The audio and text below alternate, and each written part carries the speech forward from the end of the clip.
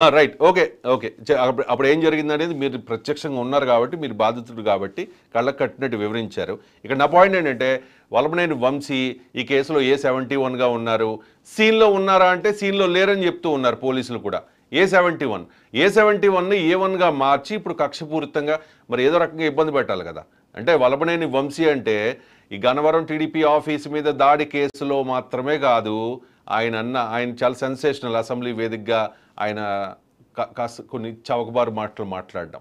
అంటే అప్పుడే లోకేష్ రెస్పాండ్ అయ్యారు, రెడ్ బుక్ అన్నారు, నారా భువనేశ్వరి బాధపడ్డారు, చంద్రబాబు నాయుడు అయితే టీడీపీ మీ ఆఫీస్లోనే కన్నీళ్లు పెట్టుకుని వెక్కి వెక్కి ఏడ్చిన పరిస్థితి.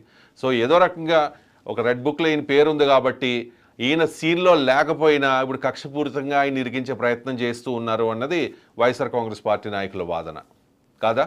రవి గారు చెప్పండి. ఎప్పుడైతే దొంతు చిన్న తిట్టాడో వల్లభనేని వంశీని, తిట్టిన మరునాడు ఉదయమే ఆయన కార్యకర్తల మీటింగ్ పెట్టి అక్కడ ఒక సపోటా తోట ఉంటది ఆ బస్ స్టాండ్ ఎదురుగా, ఆ సపోటా తోటలో ఉదయం 7ంటికి మీటింగ్ పెట్టి మొత్తాన్ని పోగేసి ఈ రోజు ఏదో ఒకటి చేయాలి మనం అని చెప్పి స్కెచ్ చేసి, తర్వాత వంశీ గారికి కూడా వంశీ ఆ రోజున కారులో ఖచ్చితంగా మా కార్యాలయం దగ్గరికి వచ్చి వీళ్ళు పగల కొడుతుంటే కారులో కూర్చుని మొత్తం కూడా పర్యవేక్షించి అయిపోయిన తర్వాత ఆయన అక్కడి నుంచి వెళ్ళాడు. అర్థమైందండి? అంతేకాదండి, ఇంకొకటి, ఆ రోజున దాదాపుగా 32-30 పైచిలుకు మంది మీద మా మీద కేసులు కట్టారు.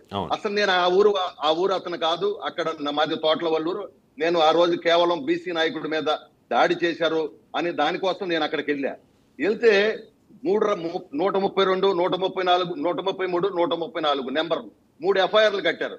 ఇవాళ 134 ఎఫ్ఐఆర్ కోర్టులో కూడా ఇది ఫేక్ అని చెప్పి తీసేయటం జరిగింది. సరే, ఇంకా మా మీద 2 ఎఫ్ఐఆర్లు ఉండే, సరే అవి కూడా ఎందుకంటే చట్టం న్యాయం కోర్టులో ఉంది కాబట్టి ఖచ్చితంగా మేము ఆ రోజు తప్పు చేయలేదు, మేము ఆ రోజు ఏ పాపం చేయలేదు, మా కారులు పగలు కొట్టించుకున్నాం, మా కార్యాలయం పగలు కొట్టించుకున్నాం, మేము నష్టపోయాం, మేము 14 రోజులు రాజమండ్రి జైలుకి వెళ్ళాం, ఎంతో మంది కనీసం ఇందులో చదువుకునేటువంటి కార్తీక్ అనేటువంటి డిగ్రీ చదివే కుర్రోడు అమాయకుడిని కూడా తీసుకొచ్చి పెట్టారు. అట్లాగే ఎంతో మంది ఇందులో సంబంధం లేని వాళ్ళు కూడా చదువుకునేటువంటి వాళ్ళని, ఎందుకంటే నాతో పాటు వాళ్ళందరూ కూడా వచ్చారు గన్నవరం పిల్లలు, అదే విధంగా సంబంధం లేని నాయకులను పెట్టారు. వాళ్ళు ఇష్టం వచ్చినట్టు కేవలం కక్షతో ఎవరెవరైతే గన్నవరంలో తిరుగుతా ఉన్నారో వాళ్ళందరూ మళ్ళీ తిరగకుండా చేయాలి. ఎందుకంటే వైసీపీ ప్రభుత్వం ఒక 25 సంవత్సరాలు ఈ రాష్ట్రాన్ని ఏలిద్ది, ఎవరు అడ్డం వచ్చినా తొక్కేయాలి, ఎవరు అడ్డం వచ్చినా అంటే అప్పుడు వాళ్ళది అధికారం కాబట్టి మీ మీద కక్షపూరితంగా కేసు పెట్టి ఉండొచ్చు. ఇప్పుడు మీది అధికారం కాబట్టి మీరు అధికారంలో ఉన్నారు కాబట్టి వంశీని ఏదో టార్గెట్ చేశారు కాబట్టి కేసులో ఇరికించే ప్రయత్నం చేస్తూ ఉన్నారనేది వాళ్ళు చెప్తున్న వెర్షన్. ఓకే, ఇదంతా అంత తీవ్రత ఉన్న కేసా అంటే ఒక టీడీపీ ఆఫీసు మీద దాడి చేసిన కేసు.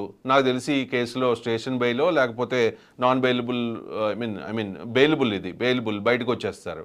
కానీ వంశీని వెతికే ప్రయత్నం గత కొన్ని వారాలుగా జరుగుతోంది.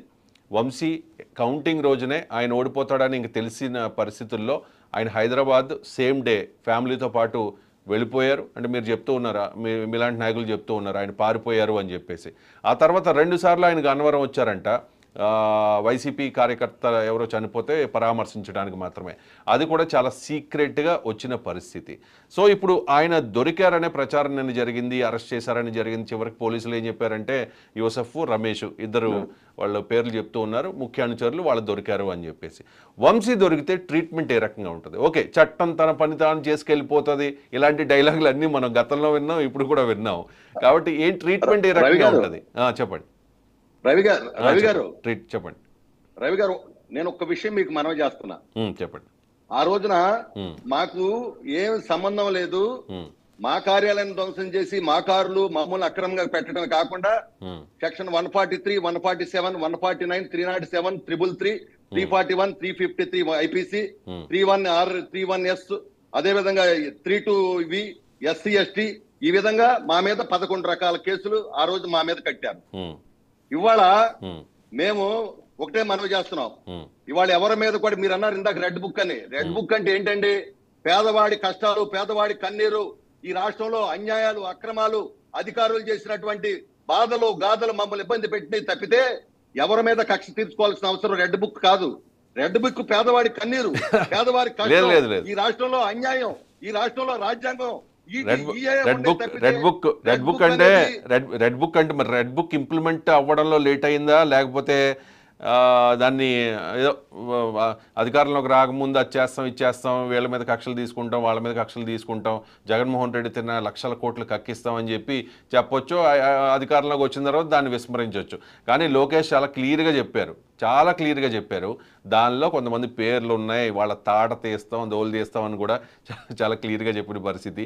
ట్రీట్మెంట్ ఏ రకంగా ఉంటుంది అనే దాని మీద ఒక ట్రీట్మెంట్ ఏ రకంగా ఉంటుంది అనే దాని మీద అందరికీ ఒక అవగాహన ఉంది. బహుశా వంశీకి కూడా చాలా క్లియర్గా తెలుసు ట్రీట్మెంట్ ఏ రకంగా ఉంటుంది అని చెప్పి. ఎందుకంటే ఆయన చేసిన తప్పు చిన్న తప్పు కాదు. అసెంబ్లీ సాక్షిగా అసెంబ్లీలో లేని ఒక మహిళ గురించి, ఒక తోటి ఒక చంద్రబాబు నాయుడు గారి అబ్బాయి గురించి, లోకేష్ గురించి, ఆయన పుట్టుక గురించి అనకూడని మాటలు, అభ్యంతరకర మాటలు మాట్లాడారు కాబట్టి ఆయనకి ట్రీట్మెంట్ వేరే రకంగా ఉంటుంది అనేది అందరికీ తెలిసిన విషయమే. ఇంకొకటి ఏంటంటే అచ్చెన్నాయుడు, కొల్ రవీంద్ర, దూల్పాల్ నరేంద్ర, దేవినేని ఉమా, కొమ్మారెడ్డి పట్టాభి, రఘురామకృష్ణరాజు, ఇలా పెద్ద లిస్టే ఉంది.